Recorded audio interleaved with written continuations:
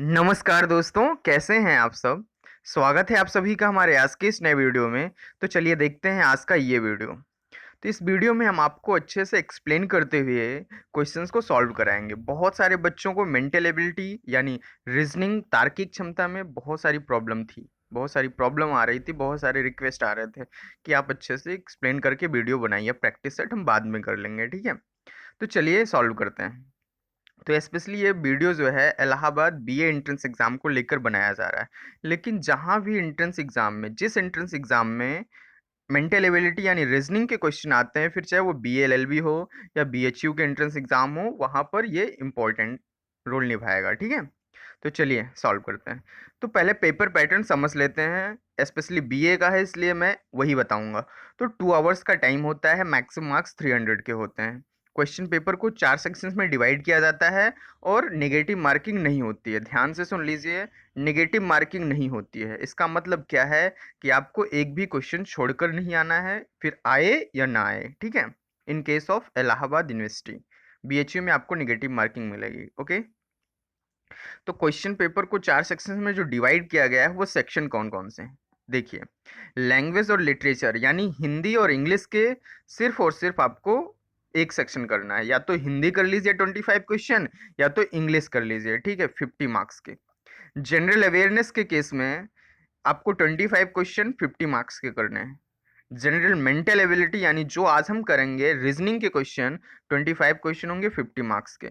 और test subject जिसमें आपका आता है क्या? Civics, history, geography, logic, Sanskrit, ठीक है? ये सारे सब्जेक्ट जिसमें आते हैं उसको 3 सब्जेक्ट आपको करना है। 7 सब्जेक्ट होते हैं जिसमें सिर्फ और सिर्फ आपको 3 सब्जेक्ट सेलेक्ट करके एग्जाम टाइम में करना है, ओके?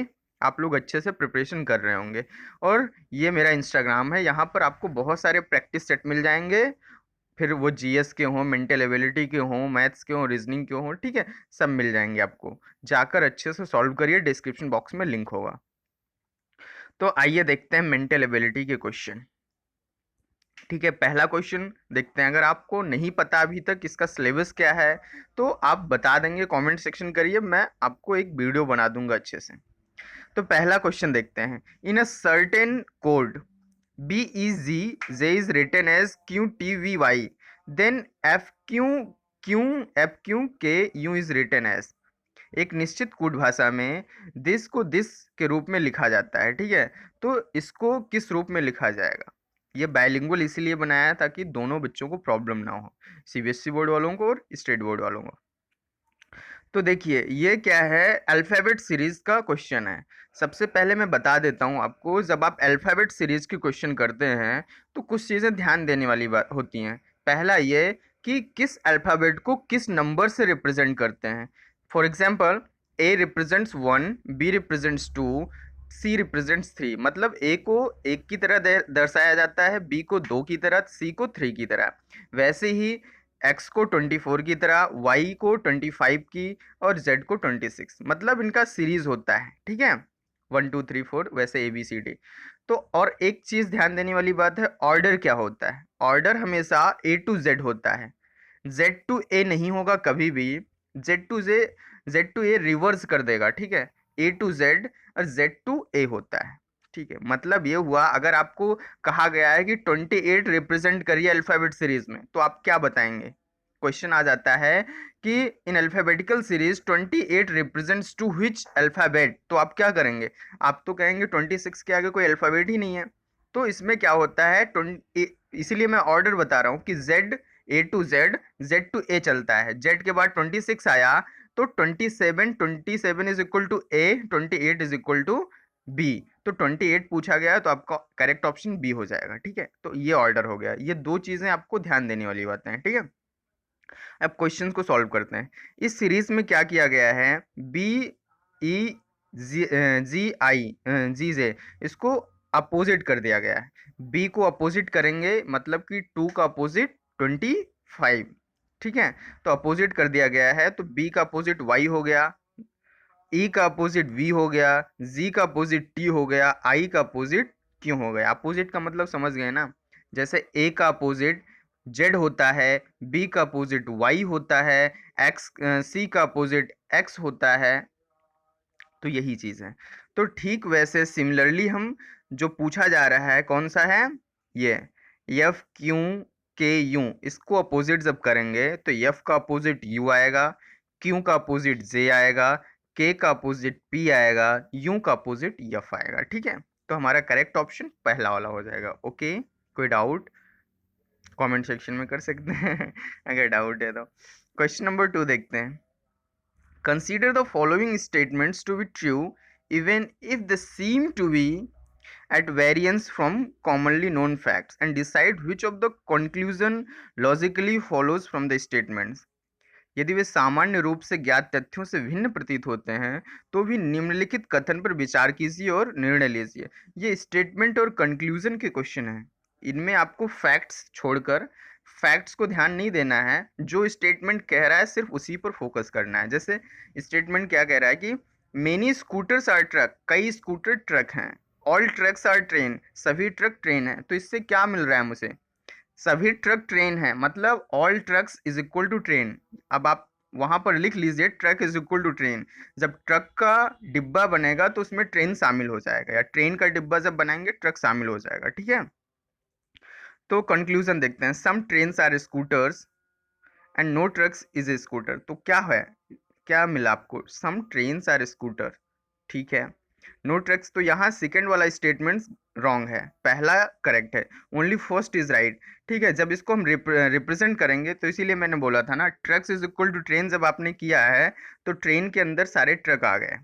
ओके, और यहाँ क्या कह रहा है कि some trains are scooter, some trains are scooter.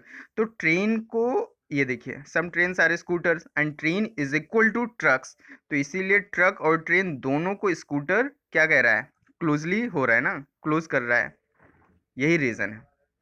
अगर अभी बोलता truck is not equal to train, तब आप यहाँ ट्रक का जो सर्कल है उसको स्कूटर से दूर रखते, लेकिन यहाँ बता दिया है कि all trucks is equal to all trucks are train. ठीक है, तो इसीलिए ट्रक और ट्रेन दोनों कंबाइंड हो गया स्कूटर के साथ। ओके, तो move to the next question, question number 3। तो what was the day on 19th February 2010, 14 फरवरी नहीं पूछा इसने। What was the day on 20th February 2010, 19 फरवरी 2010 को कौन सा दिन था। तो ये क्लॉक्स एंड कैलेंडर के क्वेश्चन हैं, बहुत ही ज़्यादा इंपॉर्टेंट है। क्लॉक और कैलेंडर के साथ 2 या 3 क्वेश्चन आते हैं। ठीक है, क्योंकि क्लॉक कैलेंडर, कोई क्लॉक से आ गया कोई कैलेंडर से आ गया। तो देखते हैं, इसको इंपॉर्टेंट क्वेश्चन है, इसको मैं आपको अच्छे से समझाऊंगा, डोंट वरी। देखिए, पहले इसको जानने के लिए, क्लॉक कैलेंडर को जानने के लिए हमको ईयर्स पे फोकस करना पड़ेगा, ईयर्स पर। ठीक है, कैलेंडर के क्वेश्चन करने के लिए ईयर्स पता होने चाहिए। ईयर्स कितने टाइप के होते हैं, तो ईयर्स जो होते हैं 4 टाइप के होते हैं। ध्यान से नोट कर लेना या फिर कुछ कर लेना, या मैं अलग से कैलेंडर पर आप लोग कहेंगे तो वीडियो बना दूंगा सेपरेट। तो कैलेंडर के 4 टाइप ईयर होते हैं, ईयर 4 टाइप के। एक होता है ऑर्डिनरी ईयर, एक होता है सेंचुरी ईयर, एक होता है नॉन सेंचुरी ईयर, और एक होता है लीप ईयर। ओके, इन सब के बहुत ही ज़्यादा मायने होते हैं। जैसे ऑर्डिनरी ईयर हो गया तो उसमें 365 दिन होते हैं। ठीक है, 365 days, date is equal to 52 weeks, मतलब 365 दिन और 52 हफ्ते। सेंचुरी ईयर जो होता है, a year is century year if it is divisible by 100, मतलब जिसके जो 100 से डिवाइड हो जाए। जैसे 2000 अपना है तो 100 से डिवाइड हो रहा है तो वह सेंचुरी ईयर है। 400 ईयर वो भी 100 से डिवाइड हो रहा है, ये सेंचुरी ईयर है। ठीक है, 2020 डिविजिबल बाई 100, यस और नो, तो बताइए, नहीं हो रहा है, तो ये आपका सेंचुरी ईयर नहीं है। जो टोटली डिविजिबल हो जाए 100 से, वो आपका सेंचुरी ईयर है। ओके, और नॉन सेंचुरी ईयर की बात करें तो नॉट डिविजिबल बाई 100, जो 100 से डिवाइड ना हो वही नॉन सेंचुरी ईयर है। अब बात करते हैं लीप ईयर की। जैसे 1990, ये क्या है, 2011, 2013, 2014, ये सब क्या है, ये सब नॉन सेंचुरी ईयर हैं। और लीप ईयर किसे कहते हैं, लीप ईयर 2 टाइप के होते हैं, एक नॉन सेंचुरी वाला लीप ईयर और एक सेंचुरी वाला लीप ईयर। तो नॉन सेंचुरी लीप ईयर जब 4 से डिवाइड हो जाए तो वो क्या है, लीप ईयर। ठीक है, नॉन सेंचुरी वाला जब 4 से डिवाइड हो जाए तो लीप ईयर होता है, और सेंचुरी वाला जब 400 से डिवाइड हो जाए तो वो होता है लीप ईयर। मतलब हर चौथा साल जो होता है वो लीप ईयर होता है आपका। ठीक है, जैसे 10 साल हुआ तो 10 साल में 2 लीप ईयर होंगे, मतलब कि हर चौथा साल आपका कौन सा होगा, लीप ईयर। ओके, तो चलिए दूसरा क्वेश्चन यही है अभी तो हाँ, तो 19 फरवरी 2010 में कौन सा दिन था। और कैलेंडर के केस में और भी चीज़ें हैं कि how to find odd numbers in odd days. ठीक है, ऑड और इवन डेज कैसे फाइंड करेंगे आप, ये चीज़ें होती हैं। तो इनको करने के लिए थोड़ा सा मैं अलग से इस पे वीडियो बनाना पड़ेगा शायद। ठीक है, पहले क्वेश्चंस को देख लेते हैं आज वाले। लीप ईयर, ये क्वेश्चन क्या है, 19 फरवरी को कौन सा दिन था। तो इसके लिए हमको फाइंड क्या करना है, देखिए number of odd days in 400 years सबको पता है 0 है, अभी मैंने बताया अभी। 2000 इन 2000 नंबर ऑफ ऑड डेज 0 होगा। ठीक है, इन दोनों में 0 हो गया ऑड डेज, इसीलिए मैं बता रहा हूँ ना, number of odd days find करने का तरीका उसको नेक्स्ट वीडियो में बताऊंगा। तो in a 9 year 2 years are leap year, हर चौथा साल क्या है आपका, लीप ईयर बताया मैंने। ठीक है, तो ये जो है, इसीलिए 9 साल में कितने लीप ईयर होंगे, 2 लीप ईयर होंगे, और 7 ऑर्डिनरी ईयर होंगे। 9 साल का जो आपका दौरान होगा वो 9, उसमें 2 साल हो गए आपके लीप ईयर और 7 साल हो गए ऑर्डिनरी ईयर। तो ऑर्डिनरी ईयर हो गए तो ऑर्डिनरी ईयर में कितने ऑड डेज होंगे, लीप ईयर में कितने ऑड डेज होंगे, इसको फाइंड करना है। तो लीप ईयर में कितने ऑड डेज होते हैं ये आप लोग याद कर लीजिए। लीप ईयर में 2 ऑड डेज होते हैं और ऑर्डिनरी ईयर में 1 ऑड डेज होता है। तो टोटल 9 सालों में कितने ऑड डेज हो गए, तो 7 + 4 that is equal to 11 odd days हो गए कि नहीं हो गए। ठीक है, ये हो गया। अब हम 10वां साल देखते हैं। 10वां साल इसलिए देखते हैं, यहाँ पर 9 साल ही देखा गया क्योंकि 10वें साल में सिर्फ और सिर्फ 1 महीना और 19 फरवरी, मीन्स जनवरी के पूरे महीने पूरे दिन और 19 फरवरी के 19 दिन। ठीक है, इसीलिए हमने 2010 को कैलकुलेट नहीं किया, अलग से सेपरेटली कैलकुलेट कर रहे हैं। तो इसमें एक जनवरी आपकी 31 हो गई 31 की, और फरवरी जो है 19 तक ही कैलकुलेट करना है, तो 19 दिन फरवरी को हो गए। टोटल कितने हो गए, ये 50 डेज हो गए। और 50 डेज में ऑड डेज फाइंड करना है तो उसके लिए वीक से इसको डिवाइड कर देना पड़ेगा। 50/7 क्योंकि एक सप्ताह में सिर्फ 7 दिन होते हैं। जब हमने इसको डिवाइड किया 50 को 7 से, तो 7 9 जा 49, तो एक दिन बच गया ना। ठीक है, 7 9 जा कितना हो गया, 49, तो एक दिन आपका बचा इसमें। तो 1 वीक इज इक्वल टू, देखिए 7 वीक + 1 डेज। ओके, अब यहाँ पर एक ऑड डेज आया हमारा, और इसके पहले कितना था, 7 4 11, 9 सालों में हमारा 11 ऑड डेज था। तो यहाँ 11 + 1 मिलकर कितना हो गया, 12 हो गया। 12 हो गया, तो ठीक है, 12 होने के बाद, नहीं यार कहाँ मिस्टेक हो रही है, 11 1 12 ऑड डेज हो गया। ठीक है, अब इसको करना क्या है, वीक में डिवाइड करना है। तो 12 को जब हम वीक में डिवाइड करेंगे, एक सप्ताह में 7 दिन होते हैं, तो 7 5 12 होता है। तो 7 वीक हो गया, इसको हटा दिया, अब 5 ऑड डेज बच रहा है। तो 5 ऑड डेज, 5 किसका रिप्रेजेंट करता है, 5 हमारा फ्राइडे का रिप्रेजेंट करता है। जैसे फर्स्ट जो है मंडे का रिप्रेजेंट करता है, सेकंड जो है ट्यूसडे का रिप्रेजेंट करता है, और 3 जो है वेडनेसडे का रिप्रेजेंट करता है, वैसे ही 5 जो है हमारा फ्राइडे को रिप्रेजेंट करता है, 6 हमारा सैटरडे को करता है, 7 जो है हमारा संडे को करता है। ठीक है, तो आज कौन सा डे है, आज आज है मंडे, ट्यूसडे है। ठीक है, तो आज रिप्रेजेंट कौन करेगा, 2 रिप्रेजेंट करेगा। ठीक है, तो ये आपका हो गया। कोई डाउट है तो कमेंट सेक्शन आप में पूछ सकते हैं। तो क्वेश्चन नंबर 4 देखते हैं। ठीक है, ADC AD.C.C.A.D.C तो यार ये क्या है, ये अल्फ़ाबेट सीरीज है। इसमें क्या किया गया है, थोड़ा इसमें थोड़ा आपको अलग से एक्स्ट्रा माइंड लगाना पड़ेगा, कॉमन सेंस भी लगाना पड़ेगा। इसमें सिर्फ और सिर्फ रिवर्स कर दिया गया है। देखिए ADCC, यहाँ पर देखिए CCDA, ADCC इसको रिवर्स किया गया तो CCDA लिखा गया, फिर CCDA को रिवर्स किया गया तो ADCC लिखा गया। ठीक है, रिवर्सिंग हुई है इसमें। ओके, माइंड खराब हो रहा होगा आपका, लेकिन ठीक है, थोड़ा होना चाहिए। क्वेश्चन नंबर 5 देखते हैं। 11 वीडियो लंबा हो रहा है, ठीक है, आप जैसा भी कहें, एक्सप्लेन करूं कि ना करूं। क्वेश्चन नंबर 5 देखते हैं। 11 13 16 21 28, जिसको प्रॉब्लम है वो जा सकता है, भाई वीडियो तो लंबा ही होगा। 11 13 16 21 28, तो ये इसमें क्या करना है आपको, सीरीज कौन सी है फाइंड करना है। तो इसमें देख लीजिए 11 में क्या ऐड किया गया, 11 में 2 ऐड किया गया, 13 आ गया, 13 में 3 ऐड किया गया, 16 आ गया, 16 में 4 ऐड, 16 में 7 ऐड किया गया, 5 ऐड किया गया, 21 आ गया, 21 में 7 ऐड किया गया, 28 आ गया। तो एक सीरीज से add means prime numbers add हो रहे हैं। कोई ज़रूरी नहीं है प्राइम नंबर याद करना, लेकिन फिर भी जैसे 2 3 7 ऐसे सीरीज आप बता देंगे, पता चल जाएगा आप जब ऐड देखेंगे कि किसके बाद क्या आ रहा है। यहाँ पर मल्टीप्लाई भी करके आ सकता है, डिवाइड भी करके आ सकता है, ठीक है, कि कहीं कहीं डिवाइड हो रहा है, कहीं कहीं मल्टीप्लाई हो रहा है, कहीं कहीं पावर्स ऐड हो रही हैं। तो सीरीज है, कैसी भी सीरीज हो सकती है। इस पे आप 10 क्वेश्चन कर लेंगे। इंस्टा पे जाइए, मैंने करा रखे हैं, 10 क्वेश्चन आप कर लेंगे तो ईजिली आपको अंडरस्टैंडिंग बन जाएगी, ठीक है। ये क्वेश्चन नंबर 6 देखते हैं, ये इंपॉर्टेंट क्वेश्चन है। फिगर्स के क्वेश्चन आते ही आते हैं, एक दो क्वेश्चन आएंगे आपको मिलेंगे पेपर में, फिगर्स और मिरर के question. Which answer figure will complete the pattern in the question figure? निम्न में से कौन सी उत्तर आकृति प्रश्न आकृति के प्रतिरूप को पूरा करेगी। तो ये आप देखकर बता ले जाएंगे, ठीक है, ये सिर्फ और सिर्फ स्कोर को बढ़ाने के लिए आता है। क्वेश्चन नंबर 7, इसीलिए मैं कहता हूँ मेंटल एबिलिटी और रीजनिंग यानी दोनों एक ही चीज़ें, फोकस कर लिया तो आपकी कट ऑफ हमेशा बढ़ जाएगी। क्योंकि जीएस में स्कोर करने वाले बच्चे कॉमन होते हैं, मीन्स बराबर ही स्कोर करते हैं, टॉपर भी उतना ही स्कोर करता है, नॉर्मल बच्चा भी उतना ही स्कोर करता है।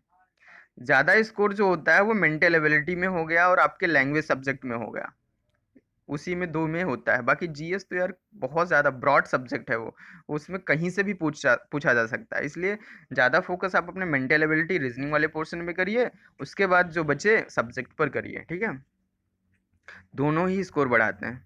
ये क्वेश्चन नंबर 7 देखते हैं। From the given figure select the one in which the question figure is hidden embedded. तो देख लीजिए कहाँ छिपा हुआ है, तो ये आपके इसी में तो छिपा हुआ है ना, पहले वाली फिगर में। तो first is the correct option. Question number 8 देखते हैं। ये फोल्डिंग और पंचिंग ये भी क्वेश्चन आते हैं, ठीक है। A piece of paper is folded and punched as shown below in the question figure from the given answer figure. Indicate how it will appear when opened. कागज के एक टुकड़े को प्रश्न आकृति में दर्शाए गए अनुसार मोड़कर पंच किया जाता है। दी गई आकृतियों उत्तर आकृतियों में से वह आकृति चुनिए जो दर्शाती है कि यह आकृति खुलने पर कैसी प्रतीत होगी। तो आप देखिए इसको फिगर को, जैसे यहाँ पर substitution is the best process to answering.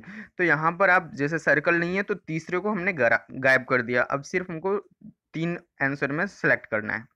तो 3 आंसर में ये रेक्टेंगल बन रहा है और यहाँ दिखा रहा है कि फोल्ड हो रहा है, तो ये भी गायब हो गया, सिर्फ और सिर्फ हमारे पास 2 बचे हैं।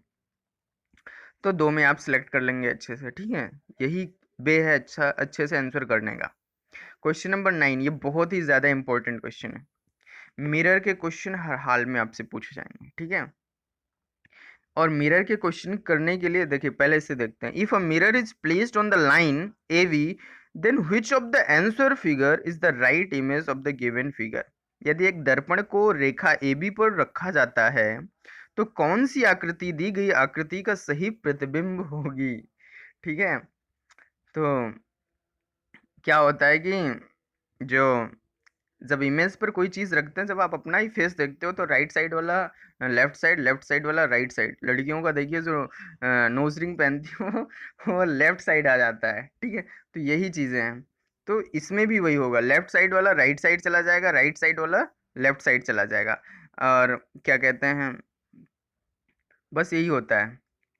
अगर उसका डायरेक्शन दूसरा है तो अपवर्ड वाला डाउनवर्ड आ जाएगा, वो डायरेक्शन पे डिपेंड करता है किस डायरेक्शन पे रखा गया है। तो यहाँ पर देखिए तो चेंज हो जा रहा है ना, राइट वाला लेफ्ट हो गया, लेफ्ट वाला राइट हो गया, ठीक है। तो करेक्ट ऑप्शन 3 हो गया। Move to the next question. ये क्या है, ये क्वेश्चन आता है, एक आध क्वेश्चन आपको जरूर मिलेंगे एज एज से रिलेटेड। तो राखी got engaged 10 years ago. Rakhi's present age is 5/3 of her age at the time of engagement. Most important question. If the present age of Rakhi's mother is twice that of present age of Rakhi, then what was her mother's age in years at the time of her engagement? आपको ये answer करना है, बहुत ही आसान है। देखिए, you Hindi medium वाले, राखी की सगाई 10 वर्ष पहले हुई थी, ठीक है। राखी की वर्तमान आयु सगाई के समय की उसकी आयु का 5/3 है। यदि राखी की वर्तमान आयु की दोगुना है, तो उसकी सगाई के समय उसकी माँ की वर्ष आयु में कितनी होगी।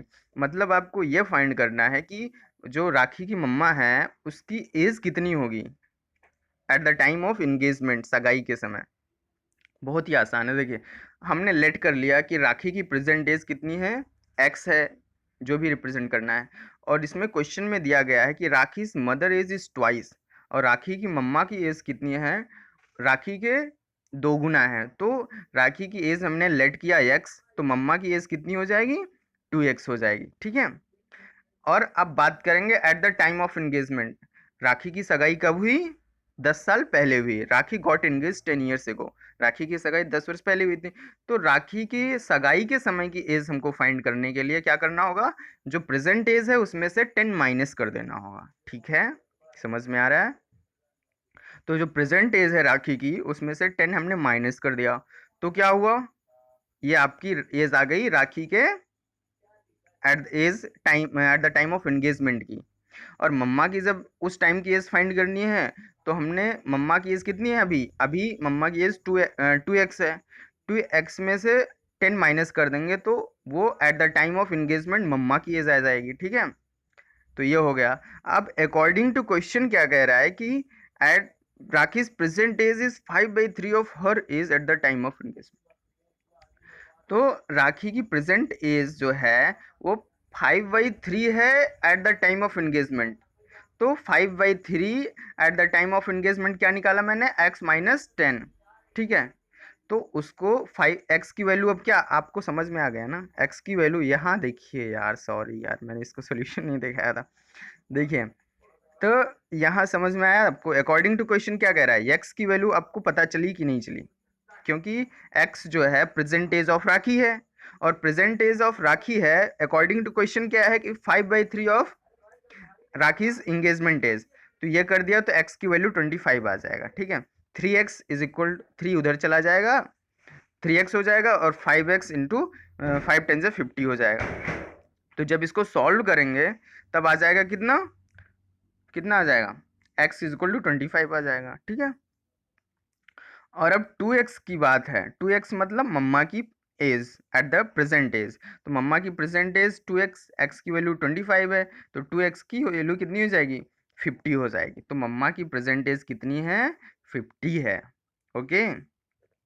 अब हमको अकॉर्डिंग टू क्वेश्चन फाइंड करना है कि इंगेजमेंट में कितनी होगी, इंगेजमेंट के टाइम कितनी रही होगी। तो इंगेजमेंट 10 साल पहले हुई है, तो 50 - 10 that is equal 40 years, okay. कोई डाउट, कमेंट सेक्शन कोई डाउट है तो कमेंट सेक्शन खुला है। क्वेश्चन नंबर 11 देखते हैं। सॉरी वीडियो लंबा हो रहा है, sorry. Question number 11, in the following question from the given alternative words select the word which can not be formed using the letter of the given word.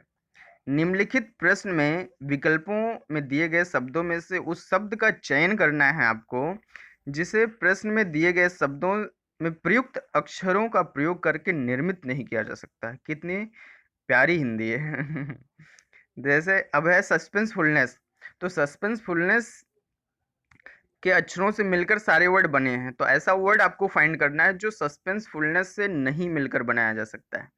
तो fullness जो है, इसमें देखिए सेंस में सब कुछ मिल रहा है, फ्यूल्स में सब कुछ मिल रहा है, यूजफुल में सब कुछ मिल रहा है, लेकिन फ्यूलनेस में क्या है, डबल एल। सस्पेंसफुल में सिंगल एल है, जबकि इस फुलनेस में डबल एल है। तो यार डबल एल कहाँ से लाएंगे हम, तो इसलिए करेक्ट ऑप्शन आपका क्या है, fullness, okay. Next question, question number 12, ये डिकोडिंग का क्वेश्चन है। इसके क्वेश्चन आते ही आते हैं यार, बहुत ब्रॉड सब्जेक्ट है। ब्रॉड का मतलब 22-23 चैप्टर हैं रीजनिंग में, सब में से 25 क्वेश्चन आना है, तो सब में से 1-2 क्वेश्चन तो आते ही आते हैं। तो in a certain code language bad is written as 7 and sap is written as 9, how is ban written in that language. एक निश्चित कूट भाषा में बैड को 7, सैप को 9, उस कूट भाषा में बैन को किस प्रकार लिखा जाएगा। बहुत ही आसान क्वेश्चन है, इससे ज़्यादा आसान तो इसमें मिलेगा नहीं आपको। बैड बैड की वैल्यू, अब इनको रिप्रेजेंट करिए नंबर से। बी किससे रिप्रेजेंट होता है 2 से, ए किससे रिप्रेजेंट होता है 1 से, डी किससे रिप्रेजेंट होता है 4 से। तो 2 1 + 4 is equal to 7। Correct option क्या हो गया। तो ऐसे ही सिमिलरली बैन के केस में क्या हो जाएगा, बी की वैल्यू 2, ए की वैल्यू 1, एन की वैल्यू 14। ये आपको याद होना चाहिए, ठीक है, कि कौन से नंबर किस से रिप्रेजेंट होते हैं। तो इसके लिए एक फॉर्मूला होता है इजोटी। ई की वैल्यू 5, जे की वैल्यू 15, ओ की वैल्यू 20, टी की वैल्यू 25। इससे क्या, हाँ हाँ हाँ सॉरी, इजोटी। तो ई की वैल्यू 5 है, जे की वैल्यू 10 है, ओ की वैल्यू 15 है, टी की वैल्यू 20 है, वाई की वैल्यू 25 है। ठीक है, तो इससे आसपास वाले जो अक्षर होंगे उनको आप इजीली कर ले जाएंगे। तो ये हो गया करेक्ट ऑप्शन आपका 8। ठीक है, चलिए मिलते हैं। अरे यार अभी क्वेश्चन है, question number 13। In the following question correct the question by interchanging two signs. ये क्या है कि आपको इंटर साइन को चेंज कर देना है। निम्नलिखित प्रश्न में दो चिन्हों के प्रतिस्थापन द्वारा समीकरण को सही कीजिए। आपको देखो इसके लिए ज़्यादा परेशान नहीं होना है, ये जो 4 ऑप्शन दिए गए हैं इन्हीं को आप पुट अप करके देख लीजिए। आपको कैसे भी करके 28 के इक्वल लाना है इनको, साइन को इंटरचेंज करके। ठीक है, थोड़ा सा इसमें समय लगता है इसलिए इसको जल्दी किया करिए। मीन्स कोशिश कीजिए इसमें अल्टरनेट सब्स्टिट्यूट करिए। ध्यान लीजिए, जैसे इंटू होगा तो वैल्यू ज़्यादा हो जाएगी, डिवाइड होगा तो वैल्यू कम हो जाएगी। तो इस हिसाब से इसको किया करिए, ठीक है, कि जल्दी आंसर आ जाए। क्योंकि आंसर तो आएगा इसका करेक्ट, लेकिन टाइम ज़्यादा ले जाएगा। क्वेश्चन नंबर 14 बहुत ही ज़्यादा इंपॉर्टेंट क्वेश्चन है ये, और थोड़ा सा इसमें ज़्यादा दिमाग मीन्स ये क्या है, शायद प्रीवियस ईयर में आ चुका है। ये 4 × 5 बेवकूफ़ बनाने का तरीका है। ये 4 × 5% of 3 is equal to 8000, and 2 × 3% of 2 is equal to 36। Then 4 × 3% of 3 is equal to कितना होगा। यदि 4, ये आप देख लो यार, तो 4 × 5 है ना, तो इसका मतलब आप बंद करके ये करिए, 4 × 5 तुरंत कर लीजिए। 4 × 5 की वैल्यू कितनी हो जाएगी 20। 20% ऑफ 3 इज इक्वल टू 8000 है। ठीक है, तो 2 × 3 है तो इसको भूल जाइए, इसको लिखिए 2 × 3 इज इक्वल टू 6, 6% ऑफ 2। ठीक है, और 36 आया। फिर 4 × 3, तो 4 × 3 का मतलब क्या, 4 × 3 = 12, 12% ऑफ 3 कितना होगा। तो इसको फाइंड करने के लिए क्या है, जैसे 4 × 3 हुआ, 4 × 5 हुआ, कितना आया 20 आया ना, 5 चौक 20। 20 की पावर जब आप 3 करेंगे तब जाके आपका 8000 आएगा। ठीक है, और 2 × 3 = 6, 2 × 3 = 6 जब करेंगे, 2 × 3 = 6, 6 की पावर जब 2 लगाएंगे तो 6 × 6 = 36, तब आएगा 36। और 4 × 3, 4 × 3 = 12, 12 की power 3, 12 raised to the power 3 जब करेंगे तब आपका आएगा 1728, 1728 आएगा। तो इसमें आपको कर देखना है कि आगे किया क्या जा रहा है, जैसे आगे किया जा रहा है वैसे हमको पीछे कर देना है। ये मैटर नहीं करता है कि ये परसेंट निकाल के, परसेंट बहुत सारे बच्चे इसमें क्या करेंगे, बहुत सारे बच्चे परसेंटेज निकालने लगेंगे। ठीक है, कि यार 5 पहली बात सॉल्व कर लेना है। ठीक है, साइन को सॉल्व करना है, उसके बाद क्या करना है कि आपको जैसा क्वेश्चन क्या दिखा रहा है, ये 8000 यार आएगा ही नहीं, तो इसके लिए क्या है, इसने 3% को जो परसेंट दिखा रहा है उसको पावर में चेंज कर दिया है। ठीक है, परसेंट को पावर में चेंज करके दिखा रहा है, सॉल्व किया है, तो वैसे ही हमको अपने केस में कर देना है। ठीक है, तो ये आ जाएगा आपका करेक्ट ऑप्शन 1728। क्वेश्चन नंबर 15 देखते हैं। In the following question, select the number which can be placed at the sign of question mark from the given alternatives. तो given alternatives आपको इसमें जो प्रश्न चिन्ह है उसको फाइंड करना है। तो यहाँ पर जैसे पहला केस देखते हैं, 31 कैसे आया। तो 3 1 5 2 चारों तरफ जो नंबर्स हैं उनको मल्टीप्लाई करेंगे जब आप, तो 3 आ जाए 31 आ जाएगा। जैसे 2 × 3, 3 × 5, 5 × 1, 2 × 3 6, 6 6 पंचे 30, 30 इकन्नम 30, 31, 31 कैसे आ गया? हाँ, और +1 कर देना है, ठीक है, तो 31 आ गया। तो दूसरे केस में 4 6 3 2 ऐड करेंगे, ऐड नहीं यार, इनटू करेंगे और +1 कर देंगे, तब आ जाएगा 146। वैसे ही इस वाले केस में कर देना है सिमिलर। तो 2 1 जा 2, 2 7 जा कितना हो गया? 14, 14 5 जा 70, तो 70 +1 डेट इज 71। करेक्ट ऑप्शन आपका 71 होगा। Okay, move to the next question, question number 16। How many triangles are there in given figure? लिख कर ले लो, ऐसे क्वेश्चन आएंगे यार। इसमें आना क्या है, जो मैं करा रहा हूँ वही आएगा, वही का मतलब सेम पैटर्न पे आएगा, ठीक है, इसके अलावा आएगा ही नहीं रीजनिंग में। तो how many triangles are there in, देखो इसका पैटर्न सिर्फ चेंज हो जाएगा। ट्रायंगल पूछ सकता है या फिर रेक्टेंगल पूछ सकता है या क्यूब नहीं पूछेगा, या फिर कुछ भी पूछ सकता है, ठीक है, सर्कल पूछ सकता है, कई चीज़ें हैं। तो फिगर का एक क्वेश्चन ये शेप को फाइंड करने का, नंबर ऑफ शेप कितने हैं उसमें फाइंड करने के लिए आता है। तो इसको जब आप फाइंड करेंगे 22 ट्रायंगल्स मिल जाएंगे। क्वेश्चन नंबर 17 देखते हैं, ये मैंने दिखा दिया है, आपको परेशान होना है, वीडियो लंबा हो गया। ये स्टेटमेंट कंक्लूजन का क्वेश्चन है, आप कर लेंगे इजली। क्वेश्चन नंबर 18 देखते हैं। ये क्वेश्चन इंपॉर्टेंट है, बहुत ज़्यादा इंपॉर्टेंट क्वेश्चन है, ये भी क्वेश्चन आता है। एक्चुअली मैं क्या सबको आपको लग रहा होगा कि सब तो इंपॉर्टेंट बता रहे, हाँ ये सारे क्वेश्चन इंपॉर्टेंट है। 25 टाइप के क्वेश्चन होते हैं, मैंने हर टाइप के क्वेश्चन इंक्लूड कर दिए हैं, इसीलिए इंपॉर्टेंट है, ठीक है। इसमें क्या है, 3 पोजीशंस, इसमें अपोजिट साइड पर कौन सा नंबर होगा वो बताना है आपको। 3 positions of a cube are shown below. What will comes to opposite to face containing first? First के अपोजिट में क्या आएगा? एक घन की 3 स्थितियां दी गई हैं, आई की विपरीत फलक का निम्न में से क्या होगा? तो यहाँ पर आप यह ध्यान लीजिए, क्यूब का कभी भी क्वेश्चन आता है तो उसके अपोजिट फेसेस पर क्या होता है। फर्स्ट के अपोजिट कितना होता है? 6 होता है, सेकंड के अपोजिट 3rd होता है, और फोर्थ के अपोजिट 5th होता है। ये ध्यान में रख लीजिए, 3 लाइन, 3 वर्ड, कि फर्स्ट के अपोजिट 6 होता है, सेकंड के अपोजिट, स्क्रीनशॉट ले लीजिए, ठीक है, सेकंड के अपोजिट 3rd होता है, और फोर्थ के अपोजिट 5th होता है। तो सारे क्वेश्चन जब आएंगे क्यूब के वो सॉल्व हो जाएंगे। क्वेश्चन नंबर 19, थक गया मैं।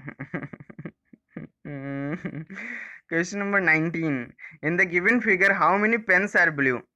बहुत ही आसान क्वेश्चन है। निम्नलिखित आकृति में कितने पेन नीले हैं?